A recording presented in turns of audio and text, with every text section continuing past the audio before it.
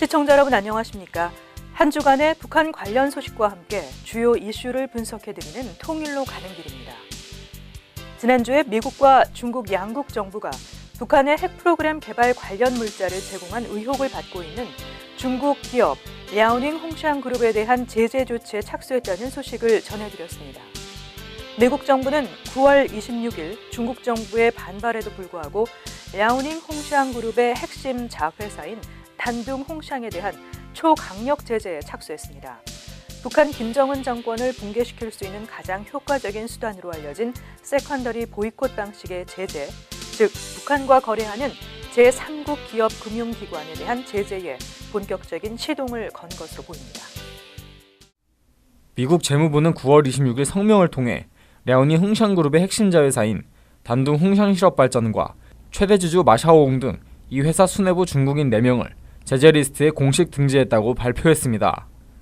재무부가 북한의 핵무기, 미사일 등 대량 살상무기 개발 프로그램과 관련해 중국 기업을 직접 제재한 것은 이번이 사상 처음입니다. 이번 조치에 따라 단둥 홍샹과 제재 리스트에 오른 중국인 4명이 미국 내에 보유하고 있는 자산은 동결되었습니다. 또한 재무부는 단둥 홍샹과 그 관계회사 소유의 중국 시중은행 계좌 25개에 예치되어 있는 자금에 대한 압류를 신청했습니다.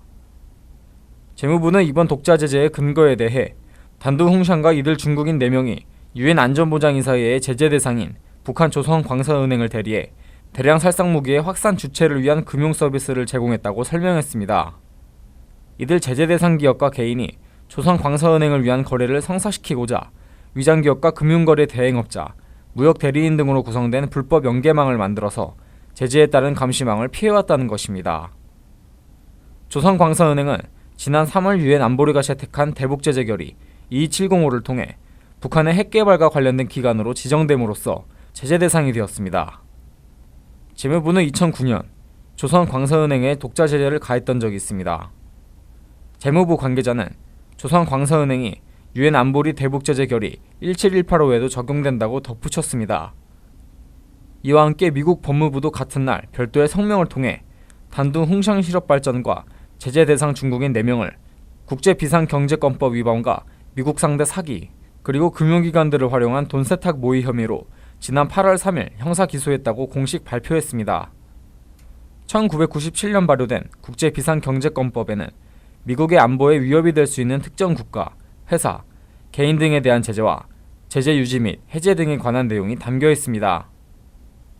법무부에 따르면 단둥 홍샹 실업발전은 2009년 8월부터 지난해 9월 사이에 영국령 버진아일랜드와 세이셸군도, 홍콩 등지에 설립한 위장회사들을 동원해서 중국 시중은행에 계좌를 연 다음 북한으로 물품을 수출할 때 미국 달러화를 사용하려고 한 혐의를 받고 있습니다.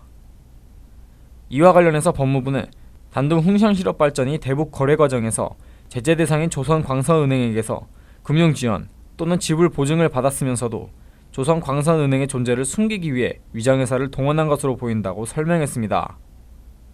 또한 법무부는 연방수사국 FBI도 이번 제재 준비 과정에 참여했고 앞으로의 수사 과정에도 힘을 보탤 것이라고 덧붙였습니다. 통일로 가는 길, 제한샘입니다.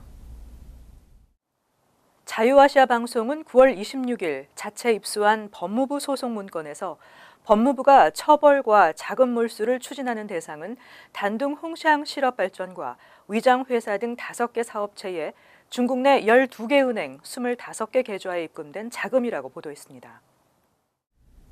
자유아시아 방송은 이들 계좌에 약 7,440만 달러가 입금됐고 이 가운데 1,560만 달러가 미국 내 은행을 통해 돈 세탁됐다면서 자금 몰수를 추진하는 금융기관은 모두 중국에 있다고 전했습니다.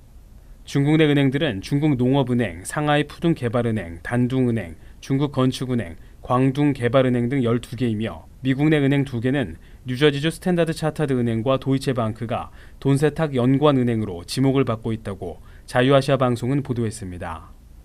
미국 재무부와 법무부의 이번 조치는 북한이 지난 9일 5차 핵실험을 감행한 뒤 북한 정권은 물론 북한을 돕는 제3국의 기업과 은행, 단체도 직접 제재해야 한다는 국제사회의 목소리가 점점 커지고 있는 가운데 이루어졌다는 점에서 눈길을 끌고 있습니다.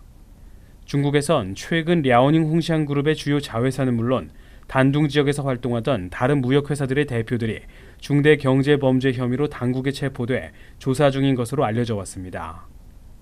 재무부와 법무부의 이번 제재는 특히 북한의 핵미사일 개발과 관련한 세컨더리 보이콧, 즉 제재 대상국과 거래하는 제3국의 정부나 기업, 기관에 대한 제재의 첫 사례인지와 관련해서도 이목이 집중되고 있습니다. 미국은 지난 1월 북한의 4차 핵실험에 대한 제재 조치로 행정부의 세컨더리 보이콧 재량권을 부여했는데요. 워싱턴 DC의 외교안보 소식통들은 중국 기업이지만 불법 행위에 직접 가담했다는 점에서 이번 단둥 흥샹 실업 발전에 대한 제재가 완전한 세컨더리 보이콧이라고 규정하긴 어려운 면도 있다는 의견을 보이고 있습니다.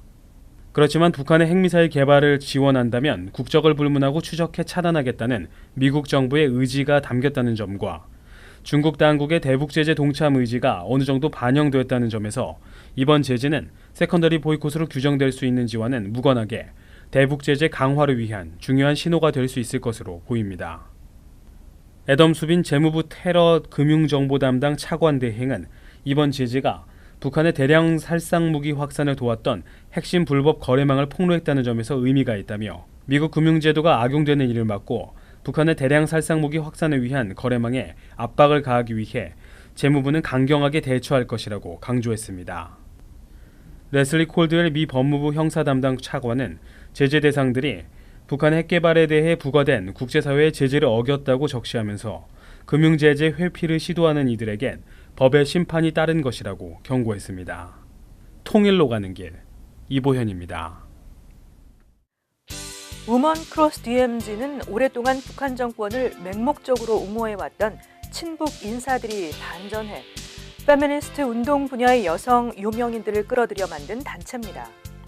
여론의 질타가 이어지자 친북 인사들은 무대 뒤로 숨고 유명인들을 방패막이로 삼아 인권 탄압 등 북한의 반인륜적 범죄에 면죄부를 주면서 북한이 주장하는 거짓 평화를 선전하는 데 앞장서고 있습니다. 북한의 계속되는 핵 미사일 도발과 국제사회에 대한 공갈 협박에 대해서는 눈을 감으면서 북한으로 인해 한반도 정세가 갈수록 악화되고 있는 상황에서도 북한 정권이 전가의 보도처럼 사용해왔던 미국과 북한의 평화협정 체결 주장을 앵무새처럼 반복하고 있는 우먼 크로스 DMZ의 행태는 이제 답답함을 넘어서서 무섭기까지 합니다.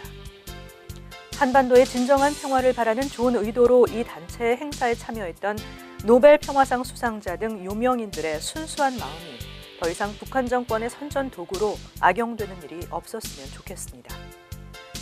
통일로 가는 길 오늘 순서를 여기서 마칩니다. 시청해주셔서 감사합니다.